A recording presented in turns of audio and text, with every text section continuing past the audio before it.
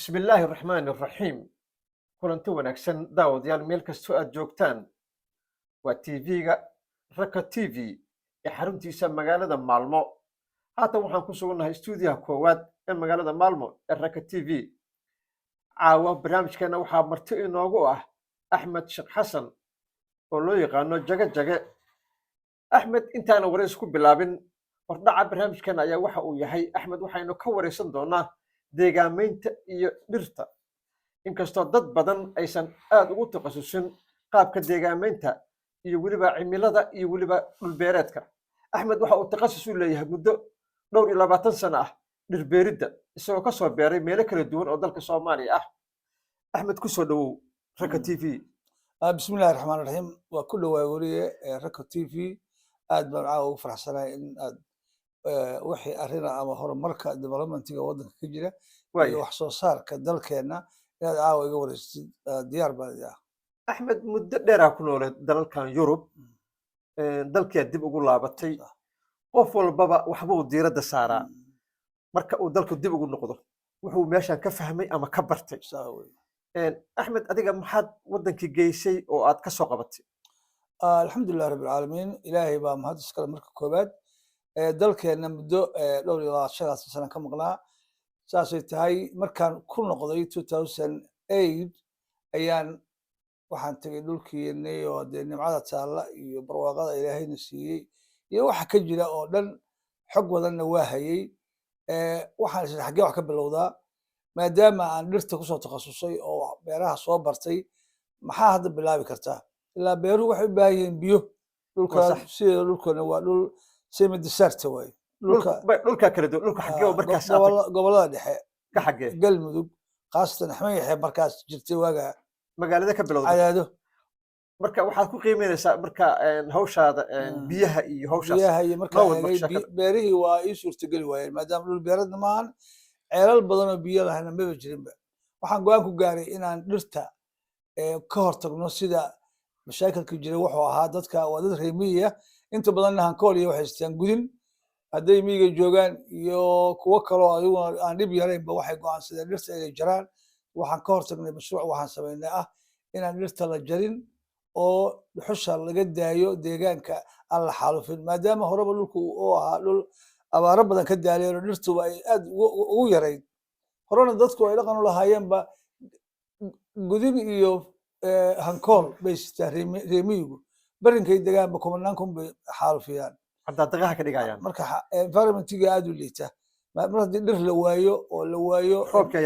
yaraanaya wax walba waa baabayaan xoolo waa baabayaan abaartu waa sii siyaadaysaa ilaahay maadiya gaartay magaalada waxaan ka bilaabay meel yaroo aan dhirta ku xanaaneeyo dhirtaasoo ka keeno gobolada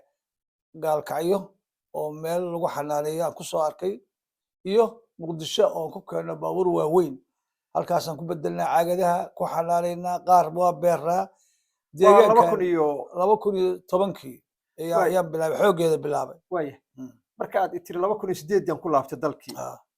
2 sano waxbaan darsay waa gartay laakiin 2008dii muddada aad dalka ka maqnayd miyaa 20 sano ka sii hor ah oo isku darba oo 20 sano Yurub 12 sano markaa maqnaa gorma Yurub timid waxaan 98kii 98 waa gartay marka 2010kii dhirta aad ka bilowday noocyadeed maxay ahaayeen dhirta laba nooc waaye qaar waa geed mirood oo sida liinta cambaha zaytuunka canuuniga iyo wixii la mida waa gartay qaarna waa mirimiriga mooganaha fokiska geedka yidhaahdaan shawriga baxarsaafka oo qurux iyo harba labaduba leeyihiin mashruucaagii markaa bilowday cadaada ka bilowday waxaan ku bilowday waxaan ku bilaabay ilaa dhowr boqol oo geed marka hore waxaan ku bilaabay guri anigu aan leeyahay ayaan u baahday dhir inaan geliyo marka fikirka kugu soo dhacaya markaasba gurigii markaan beeray baa waxaan idhi war gurigaan seeyoon oo qoraxda meelana oo dhulkuna waa dhul weyn oo dee guri waa ku dhex yaala oo garan kartaa guryaha dhex ka dhiskaa wey waxaan arkay carrada iyo maartay qurux badnayd geed laan tahay guri baan tegey geeda lagu beeray oo ilaa dadku dad waxa weeyaan waddanka degan dad baa wax samaystaba meeshaas baa waxaa shiri alla janis ba meesha ka muuqda waxaan tegey muqdisho waxaan u dirsaday badweyne dhir waan keenay dhirtii waxaan geliyey gurigaygii ilaa baan ku dhaartay webiga dhoobooyda maarta ciidda iyo ciiddaan dhagaxa ah galmudug waxaaba dheeraysa hadday biyo helaan dadku ways waxba ogeyne ciiddaan baa fiicanba waxaan ku qoslay sababta waxaa arkay gurigii meeshii biyo dhagax bay ahayd dadka see u dhadhacsiin karnaa marka dhulka dhoobada dhulka dhagaxa ah waa biyo muhiimaddu haddii biyo la helo anigu meeshan ka hadlay waa geedka dhoobay kale uma baahna geedka dhoobay kaliya uma baahna geedka wuxuu u baahan yahay godkoo loo dheereeyo marka koowaad oo meel waafi ah oo salkiisa uu qabsan karo ciidda oo la kala bedelo ciidda caadiga ah ood ka bixisana waa ku shubaysaa ciid digada ariga oo digada maaragtay xoolaha duqowdana ilaa meesha dhoobay wadanka fertaayaaqdaysa markaa gelisid baa 6 bilood gudahood geedka wuxuu tegayaa asaa bacriminaya markaa biyo siiso ka dhex galo daawo kale iyo wax kale kuma daraysid absolutely daawo maba laga yaqaanba waa geedkii oo aad ciiddii ka soo shubtay ayaad waxaad gelisay salkaad u gelinaysaa waa u dheeraynaysaa ciidda